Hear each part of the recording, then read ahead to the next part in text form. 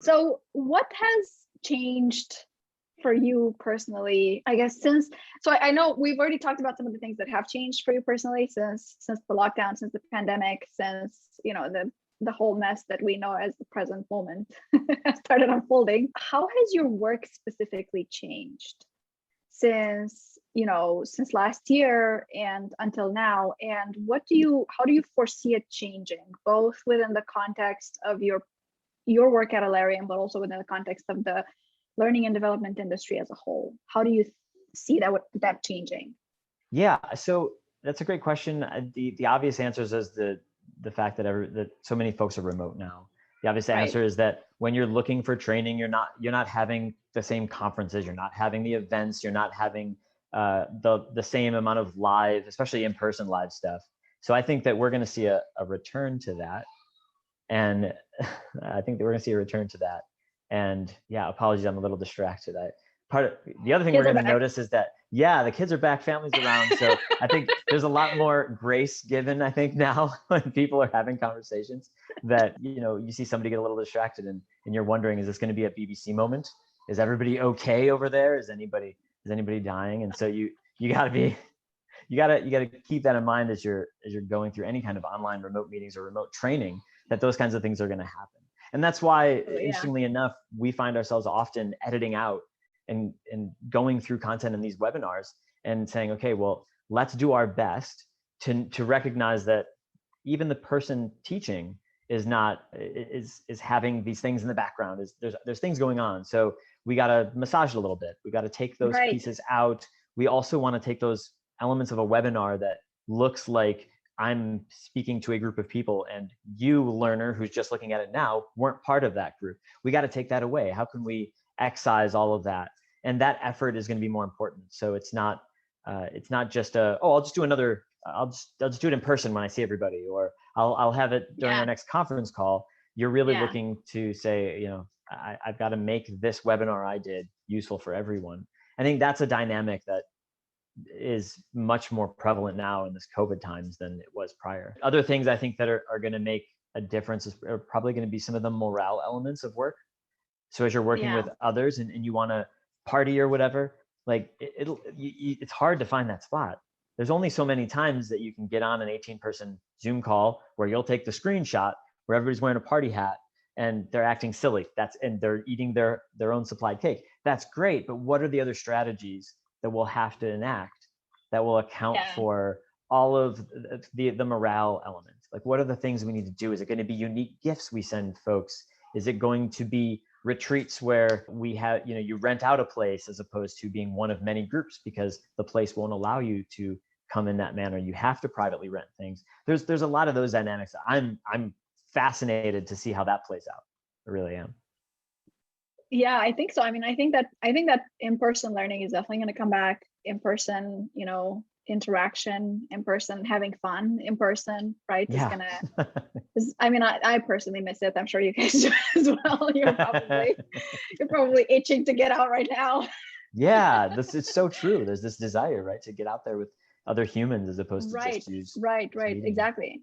There's that, but honestly, I think that right now, like I was trying to think the other day, even like what is a silver lining to this whole thing? What is it, the one opportunity that we've gotten as a result of this lockdown that is kind of, as good a time as any to do this? And I think there are two things. So first of all, the ability to create kind of like a learning culture and to have a centralization effort, right? To have an effort, a company-wide effort, preferably, to centralize your learning materials, your data, everything, such that everybody can work, from wherever they want to, if they want to. And we've already seen that happen over the past year quite a lot, because it was absolutely necessary. And the second thing that we're seeing, I think, is creating these relationships within a company with people across geographies, really, and across borders, such that if you need to access a certain person, you need to exchange ideas or discuss something with a certain person, it's hopefully becoming a bit more second nature to start the conversation with that person, even if they may not be based in your town or in your country or where have you. but they're still part of the team. So I think that those two things are definitely key there. And honestly, like, it sucks that there was a pandemic and that there is a pandemic. It sucks that all of this happened and that we were forced to do this. But if you're looking for a silver lining, I feel like that's the kind of silver lining that, we can kind of rest our hat on, if that makes sense. Yeah, no, it does. It definitely does. I think that's an excellent silver lining example. I've found that myself. It becomes the click is less local and it's more inclusive to other areas because you're all Right. you're all communicating the same way. So I definitely think that's valid. And an extension of that, I would say, even is the shift from the focal point of your day-to-day work is more shifted away from a company location and more to the individual's needs in many cases. Right. So now I may look at, or any worker may look at home base as being their home office, and that's okay. And going into an office means that there's purpose. You're going there to do a company-wide meeting or a team workshop or something along those lines. And I think that's really great. I think the challenge then is, where do we get the water cooler moments? So you still have that issue, but there's creative ways that are going to pop up to take care of that. And there's been a number of companies that focus on things like, I think the company that invented or that first popularized the open floor plan now is saying, okay, well, maybe that wasn't the best way to do it. And they've outlined, I think I'm trying to remember the exact article, but they've outlined like 10 spaces that would, aside from, just this broad open floor concept, there's actually 10 types of spaces that they view. And I think that's the way we should look at it. Like, why would we look at some overarching plan as saying this is the broad way we should all do it? I think that's in marketing, right? That's the right. If you're too broad in marketing, then you miss the story. You can only look at that high level so much without diving in to try to solve the problems. And right. That's like statistic. Well, 50% of your customers want this. Okay, great. Which 50%? What about the other 50%? Exactly. What about the others? And is there something about them that is unique, causing them to like this particular thing? Am I missing a market? Is there? So I think you gotta dive in, and as companies do that, they apply that mindset to what work looks like in the future. That's awesome. I'm excited. I'm excited for people to say, yeah, this huge blanket statement we made about open concept or anything like that, or even on the other side of it, work from home. People saying, well, yeah, this is great because everybody gets to work from home now. Well, that might not work for everybody. People might actually like to get out and not have the distractions of home life when you're trying to work, or they might want to have the bump ins, or they might love the extra perks a company can provide. So there's a lot of cool things coming down the pipe, and I'm excited to see it and to be a part of it, even if our sliver is smaller than the total. That's true. Yeah, no, I definitely look forward to seeing, and I look forward to those in-person parties, let me tell you. Yes, totally. That is, there's the at home hat and clappers or whatever folks do is not cutting it. We got to get back at some point where everybody can gather and have a good time. Yeah, and have the same cake. Yes, opposed to everybody buying an entire cake, and eating it at home. Exactly. It all comes down to that. It all comes down to the bake. It all comes down to exactly, the cake. So what's a really, we talked about kind of how you approach work and how you, how you approach the projects that you're working on, whether for clients or internally for Allarium. What's a really cool project or initiative that you've been working on lately? Something that you're really excited about and you also would like to share with the world, and you would like, everybody listening to the show or watching this show to remember and to go check out. Yeah, we initially started primarily with L&D departments, and I've found that an interesting growth spot has been in sales enablement. In fact, in a lot of the folks I've talked to talking about departmental budgets, sales enablement sometimes has far more of a learning budget than the learning and development team, which I found very interesting. Yeah. So one of the areas that we've been spending a lot of time on lately has been scenario-based training and writing realistic scenarios that salespeople would interact with, and that includes those presentation milestones that you have to hit when you're explaining something to somebody, or you're sharing what you have as an offering. It also includes those objections that people raise, and then the sales nuances of you have to read body language, and you have to read tone, or you have to understand, read the room. If there's multiple people in there, what's the interplay? So just being able to take that and develop scenarios that are organic, that seem real, and that can be tailored to any particular company's process and their situation. That's the most exciting thing that we're working on right now, that, in my opinion, others have others' opinions, I'm sure, but that's my most exciting thing that we're working on now, is developing this capability internally, where we've got we've already been developing frameworks and templates and things to say that, what does it look like for a sales environment and a sales meeting to have a wrong answer given by you, or a misstep in speaking about the company, but then how do you recover from that? What are the steps that you take to recover? And there's a lot of sales training out there. There's a lot of it, but a lot less that, again, it's marrying that to a particular company. So there's all these sales techniques. There's straight spin selling. You can get into so many different kinds, but the challenger sales is also one too. But within a particular company, they want to do it their way. So you could have the rest of the world could be sales experts, but this company wants to adopt a system and then give it their own flavor. And I love that. I love taking a framework and then customizing it for someone, using a best practices, but including their specific needs, and then creating a function around being able to really effectively pumping out sales scenarios and a fun dynamic experience for the learners.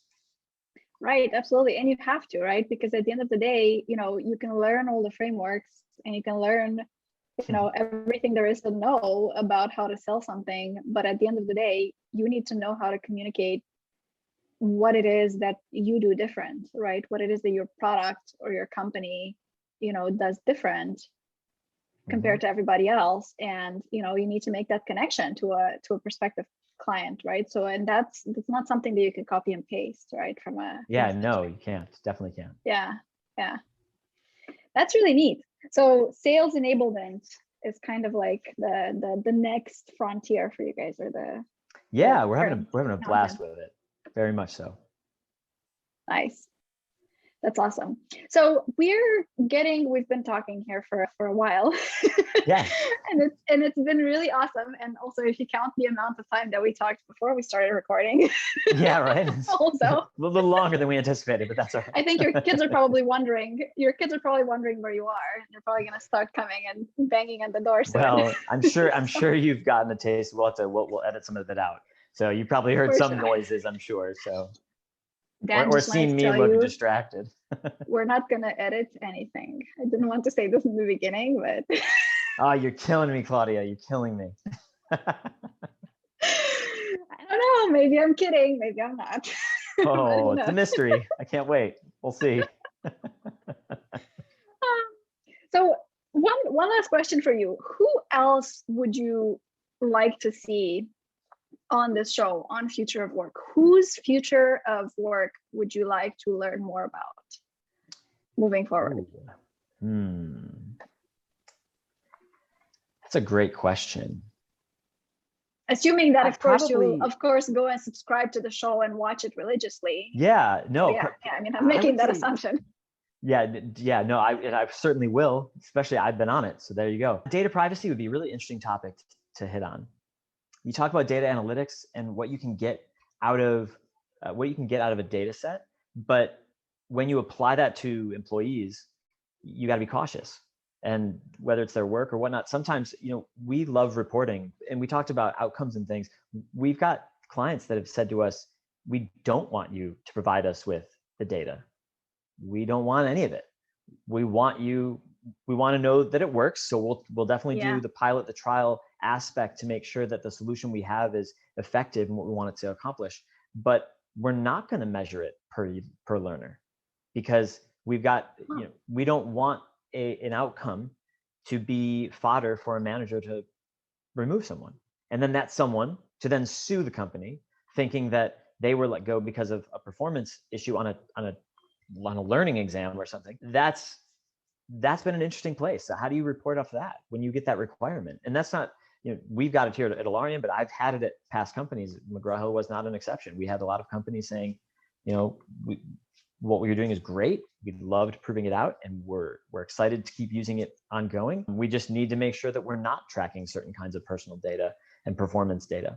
So I think that would be a really interesting topic to see next, to see about what does that look like from a company perspective when you want to be able to use this data, but some of it is wrapped up into your employees and there's privacy issues there. So that would be a fun one to see.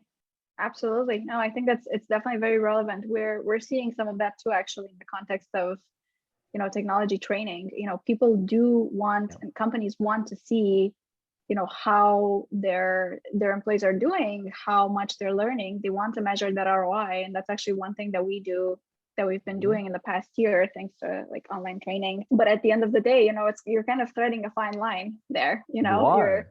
You can't prove effectiveness if you can't report. Right? Like what if, only 20% of the class, ends up actually, like retaining, or how should we put it, ends up like retaining the amount or developing the skill that their employer wants. What does that say about the rest of the class? Yeah, and which 20%?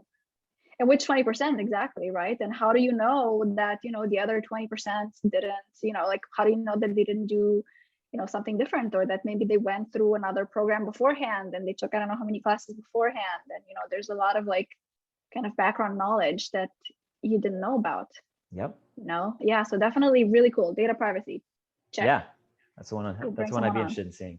Cool. Yeah, for sure. And any parting words, anything, short sound bites, maxims, things that you'd like to share that people should remember?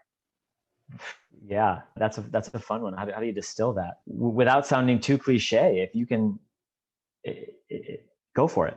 That's what I would say. Go for it. Try it. You find something you love. Who cares if you have a day job? Spend a couple hours afterwards. Carve out the smallest amount of time to invest in something that you're passionate about that could turn into your thing at some point, and seek out folks that could advise you. Make sure that you got. I have a number of different people that I've reached out to. Even I had a great conversation with somebody as an advisor of mine a couple of days ago. Get those folks, have them overseeing you. That's what I would say. Go for it. Yeah, that's really awesome. And on that note, go for it and don't wait until it's perfect. Just publish it. I love that. I love that qualifier. Sure. Go and hit publish. Sure. It's fine. It's good enough. Put it out there. I feel like you're saying that to prep me for the potential of this whole thing being unleashed with no editing. Absolutely no editing. Zero editing. No, that's not true. No, we do some light editing, but not a lot. So okay, fair enough. I know how the editing works. We do that once in a while too. Once in a while, right? Once in a while, every day. Hey, enough is enough. You gotta have your enough point. You gotta know what that is. Yes. Before you put something out there. I like it. Cool. All right. Well, Dan, thanks so much for joining me today, and awesome talking to you, and enjoy your weekend. No problem. Thanks. You too, Claudia. Take care. Bye.